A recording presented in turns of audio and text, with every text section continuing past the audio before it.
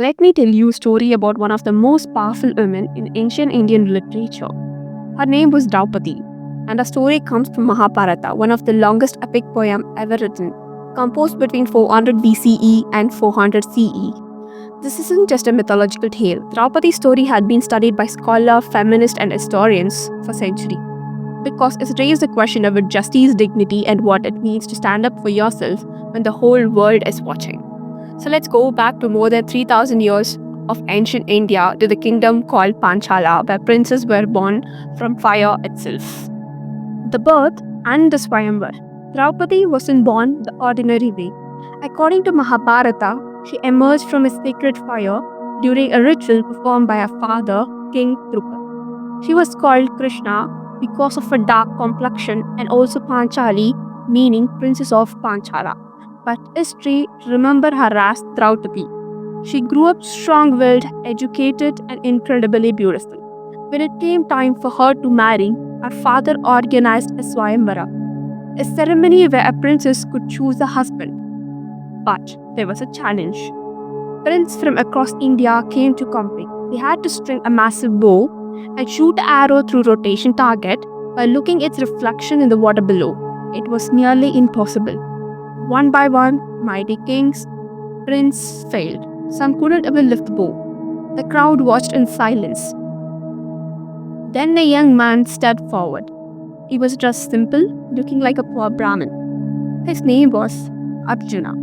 With calm and confident, he lifted the bow, strung it, and hit the target perfectly.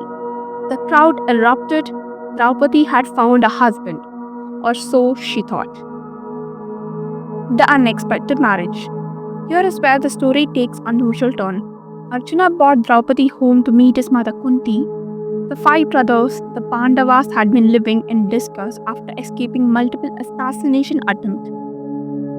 When Arjuna called out, "Mother, look what I've bought," Kunti, without looking up, said, "Whatever it is, share it equally among yourself." In their family, their mother's words were law. Once spoken, it couldn't be taken back. And so Draupadi became the wife of all five brothers Yudhishthira, Bhima, Arjuna, Nakula, and Sahadeva. Scholars have debated this for centuries. Some ancient texts suggest this was practiced in certain communities. The Mahabharata itself offers multiple explanations, including a story where Draupadi, in a past life, asked for a husband with 5 specific qualities, and Lord Shiva granted her wish by giving 5 husbands. Whatever the reason, Draupadi accepted this unusual situation. She established rules. She would spend 1 year with each brother. If any brother disturbed her while she was with another, he would go to exile for 12 years. She bore 5 sons from each husband. She managed massive household. She was not just a wife, she was a queen diplomat. The dice game and the turning point. Years passed, the Pandavas built a magnificent kingdom called Indraparishad. They were happy, prosperous, and powerful. But their cousin, the Kauravas, were jealous. The eldest Kaurava, Duryodhana, couldn't bear to see Pandavas succeed. With his cunning uncle Shakuni, he invited Yudhishthira, the eldest Pandavas, to a game of dice. Now, Yudhishthira had a fatal weakness. He couldn't refuse a challenge, especially involving a game. And he wasn't very good at dice. The game began. Yudhishthira lost. He played again, he lost again. Shakuni was cheating using a loaded dice, but Yudhishthira kept playing. First, he lost his wealth, then his kingdom, then his brother, then himself. And then, in the moment that would echo through history, he bet Draupadi and he lost. Let that sink in. A man staked his wife in a gambling game and lost. The Kauravas sent a messenger to bring Draupadi to the royal court. When she heard what happened, she was furious. She sent back a question: can a man who already lost himself stake someone else? It was a legal and moral question that nobody could answer. So instead of answering the question, Duryodhana sent his brother Dushasana to physically drag Draupadi to the court. The court scene and the moment that defined history. Draupadi was dragged by a hair into the court filled with most powerful men in the kingdom. Kings, warriors, elders, and teachers, all watching. She was menstruating wearing a single piece of cloth, and she was humiliated in front of everyone. She asked the court the same question: can a man who lost himself stake his wife? Silence. None of the elders spoke. Not Bhishma, the grandfather, not Duryodhana, the teacher, not Vidura, the vice minister. They all looked away.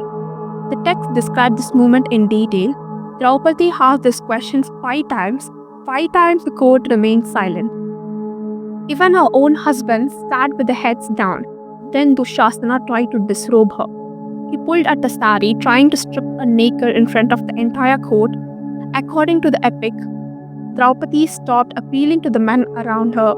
She raised her arms to the heaven and prayed for Lord Krishna, and the miracle occurred.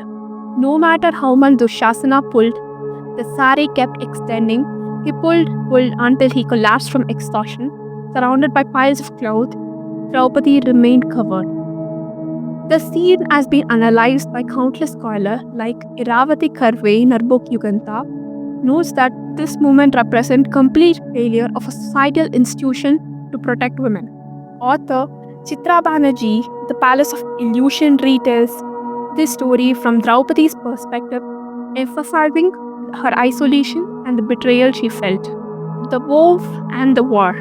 After this humiliation, Draupadi made a vow. She untied a long hair and declared she would not tie it again until it was washed in the blood of Dushasana, the man who had dragged her and tried to disrobe her. Her husband Bhima made a vow too. He swore he will tear open Dushasana's chest and drink his blood.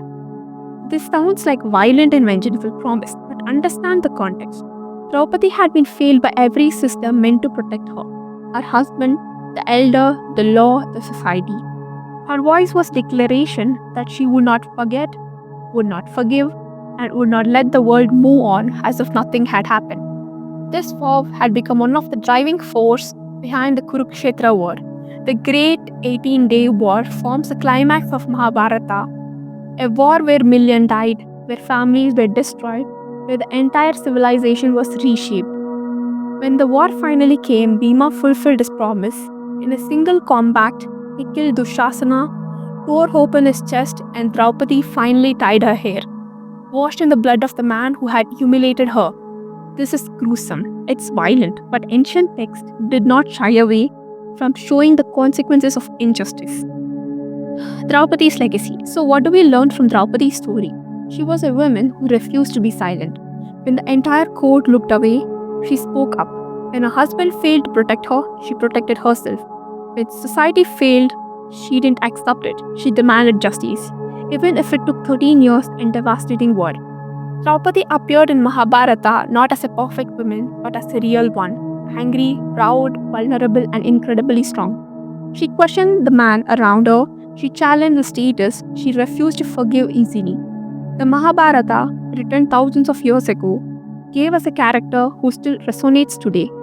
Because Draupadi's question about consent, about dignity, about justice are questions we're still asking. Her story reminds us the strength isn't about physical power. It's about standing up when everyone else sits down. It's about asking difficult questions when everyone wants silence. It's about refusing to let the world forget. Draupadi's story is ancient, but her voice is eternal.